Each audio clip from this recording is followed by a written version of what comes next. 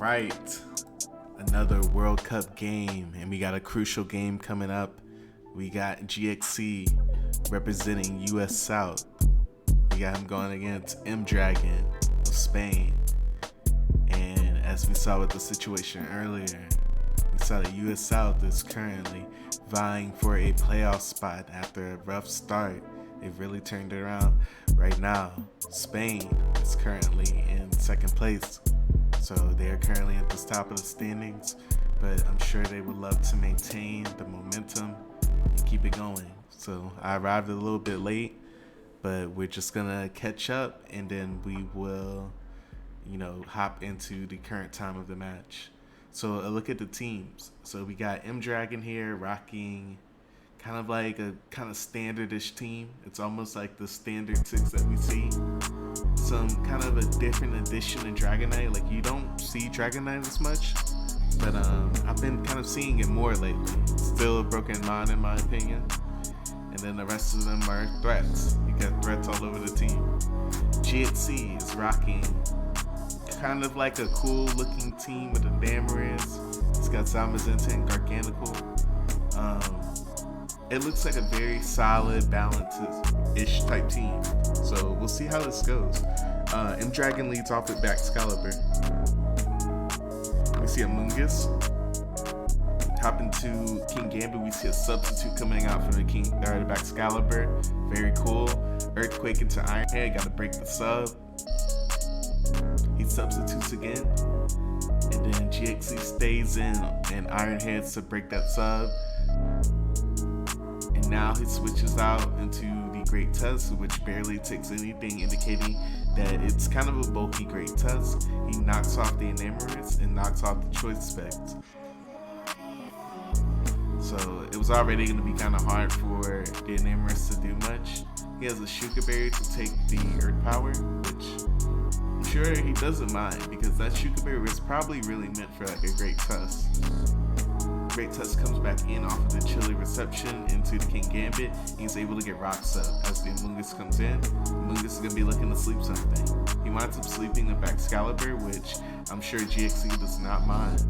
GXE switches out, brings in King Gambit on the Jsaok, very good play. And then he switches out to Great Tusk, probably expecting the other Great Tusk coming in. And GXE is kind of playing in his zone right now. He knocks off the Rocky Helmet and his own Great Tusk knocks off the leftovers off of MDragon's. There's an Earthquake and we see a Rapid Spin. And now he switches into Iron Valiant on an Earthquake. I'm sure GXE doesn't mind this at all. He's probably going to pivot into Amoonguss, and then we see Slowking in prediction of the Amoonguss. Slowking will just go for a chilly reception into the King Gambit, bring back into the Great Tusk, which I'm sure you can maybe even see like an Enamoris coming out here. Okay, he goes back into Great Tusk in anticipation of the rocks. He's going to try to Rapid Spin them off. Then MDragon Earthquakes onto GXE's Great Tusk, and GXE is just going to Rapid Spin. GXE then reveals his own rocks. So he has his own rocks on there too, which MDragon now has to worry about as well. MDragon is going to trade off a spin, and they are just staring each other down. GXE is going to switch out. He wants to preserve his Great Tusk for later, and he's going to red card the Great Tusk out into Iron Valiant, which is an unfavorable switch in for MDragon. MDragon already has the Baxcalibur sleeping. He's going to go into King Gambit because of that, as GXE predicts that goes into Great Tusk, which now he can get his rocks up again. He gets his rocks up as King Gambit goes for an Ironhead, finally getting rid of the Tusk. He'll have to find an opportunity to spin later on, but it seems like we have now caught up just in time. So it's currently a very hype game. He brings in the Zamazenta. I'm wondering what set it will be. It's looking to be I'm not sure about that damage, if it's choice spin, but 7% can make me help but think that it's probably like an Iron Defense variant. Alright, now he brings in the Amoonguss. And then he switches out into the Enamoris on the chilly reception, which MDragon, I'm sure he's just gonna find something to bring in, and he can go right back into that Smogon Galar, because Smogon Galar will just take hits from this Namorous all day with no choice bets. Actually, I'm not sure really if the Earth Power, it may do more than I think, but based on what I've seen, and I guess rocks are up too. So in this moment, MDragon could be thinking about perhaps just iron hitting the Namorous.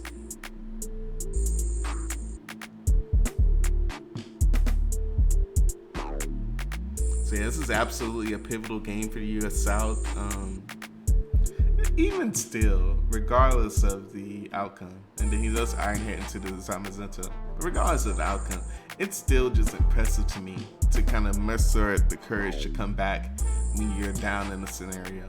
In the World Cup, you see a lot of teams doing this, and I think it's just really impressive how it kind of brings people together. Alright, so he crunches into the Slowking, it does 50%. I think that damage is a lot. Okay, it's not choice banded. And it does go for a heavy slam, which is also curious to me. So it's no rest. It's just like body press. Okay, and then the great test rapid spins, but honestly, will it still be faster? Because I think this is defensive. If this is max speed, this will be faster. This is a very cool set. And then I can actually see now, maybe he has gone with Healing Wish and Namorous to bring this back so it can have multiple opportunities, you know, at getting a sweep or damage off. This could be really cool. I kind of like this 3-attack variant.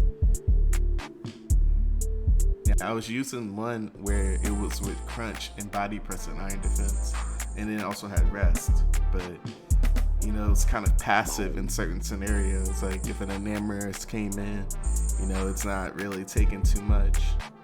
But this variant would just stomp all over that. It's not really the greatest matchup into his team. Okay, he goes for the crunch again. And Great Sis winds up switching out. I'm confused as to why he's only going for crunch.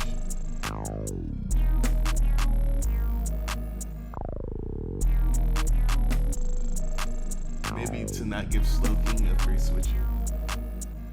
Yeah, maybe that's fine. Alright, so now MDragon goes into Iron Valiant and scares out the Zamazenta, and Mungus comes in.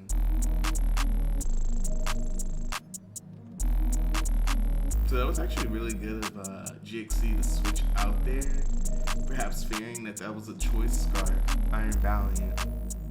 So not recognizing or seeing that there was no booster energy in its first switch in. And then he's carefully scouting, so he's playing very cautious right now. Right, so Mungus winds up sleeping the Dragonite now, which that could be significant later on. And Mungus also secures a KO in the Great Test, so GXE is kind of putting himself back in position to take this game.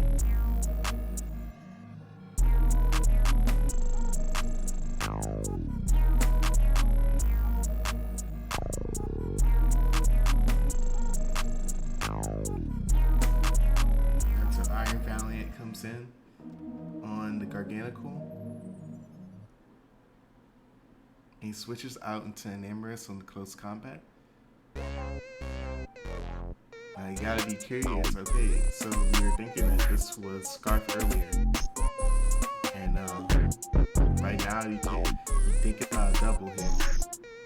Instead, he just opts for a Moonblast and gets the multi-skill off of the Dragonite.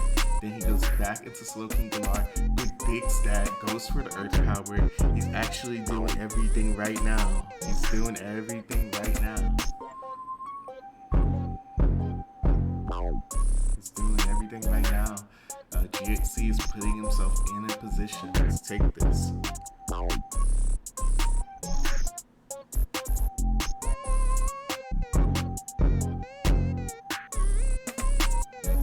So MDragon thinking heavy about what to do here.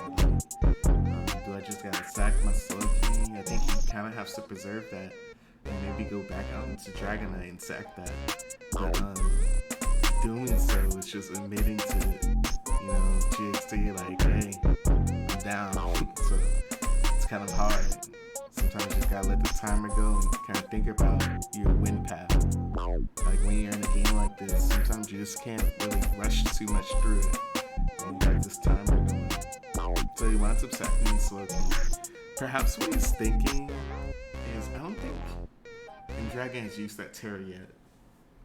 And you always want to be wary of this King Gambit and its ability to bring back deficits. And he does wind up getting a sword stance on the Healing Wish. He uses that Healing Wish to bring back the Zamazenta. That's what I was thinking about earlier. And why the Zamazenta set is really cool. Okay, he winds up going for the Iron Defense. And this will probably come down to, I think Zamazenta wins this. If I'm not mistaken. Maybe he should have, I think he definitely should have gone for another Iron Defense there. Because I was thinking like +4. Yeah, he should have gone for another Iron Defense, but let's see what happens here. I'm not really sure of the counts, but that Iron Head did a lot to say that that's a +3 Zamazenta. Just goes to show you how strong King Gambit is, especially when that Supreme Overlord starts stacking up. It can be devastating. MDragon taking his time. MDragon, a veteran of the Pokemon community, he's always gonna know how to like come in and take his time. And, he's a veteran. Like, what more can you say? So both players, I'm sure it's a very crucial turn in the game. This King Gambit could just flat out sweep through his team with the correct predictions. Also need to be wary of GXE's own King Gambit. Because GXE, I don't think he uses Terra as well. So he still has a Terra on the board.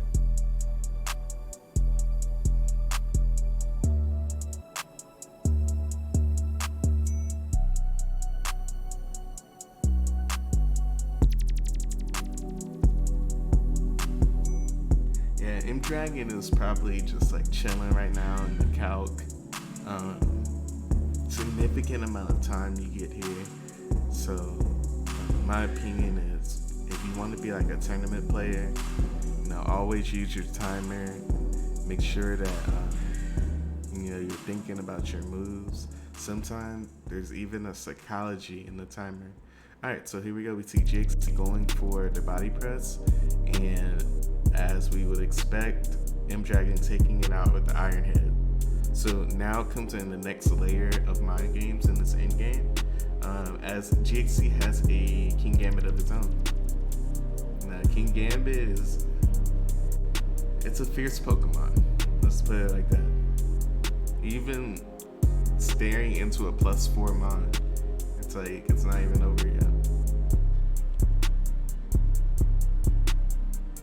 The Iron Valiant is really low, which is also something to consider. Like if he winds up getting a sword stance somehow, I'm sure a Sucker Punch will take this up. But as it stands right now, maybe a Sucker Punch wouldn't be enough because it 4 times resists. Alright, so we do see the King Gambit. And this is also another very pivotal turn in this game. Speed ties. Prediction, mind game, Sucker Punch. If he goes for Sucker Punch, GXE could go for Sword Stance and get the Sword Stance that he needs. Has anything indicated as to which one is faster than the other as well? I'm not really sure.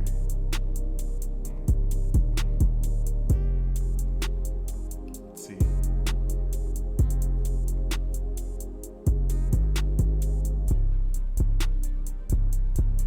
Yeah, I don't believe there were any interactions between the two King Gambits.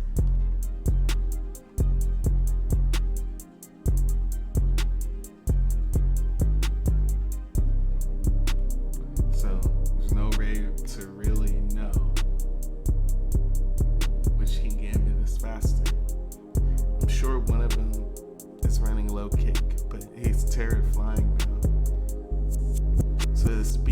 really the 50-50, I believe, is between whether or not MDragon will go for Sucker Punch and which one is faster. So you gotta figure like if I have speed EVs or not. And then also you could be looking into the calc to see how the King Gambits have taken hits, because that could give you an indication into the spread of it. And in my opinion, okay, so GXE goes for a Sucker Punch. And it looks like GXE's is faster. So if GXE's is actually indeed faster, then his play, isn't it to go for Kowtow? Should he go for Kowtow now? Because his King Gambit received the leftovers first. Because wouldn't the opposing one be from the opposite side? Yeah, and then the opposing one used Sucker Punch. So in my opinion, I believe that his play... Actually, I was thinking that his play was to go for Swords Dance initially. And maybe right here is to go for Swords Dance, because then you can ensure that you take out the Iron Valiant with the Sucker Punch. And I think MDragon may be hip to that.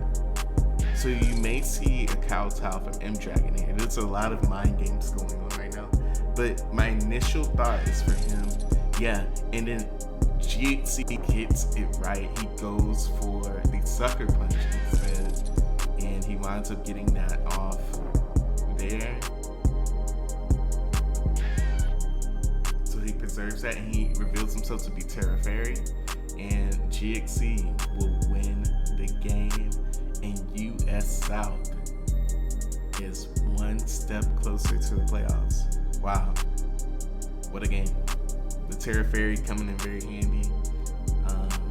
Excellent, well played.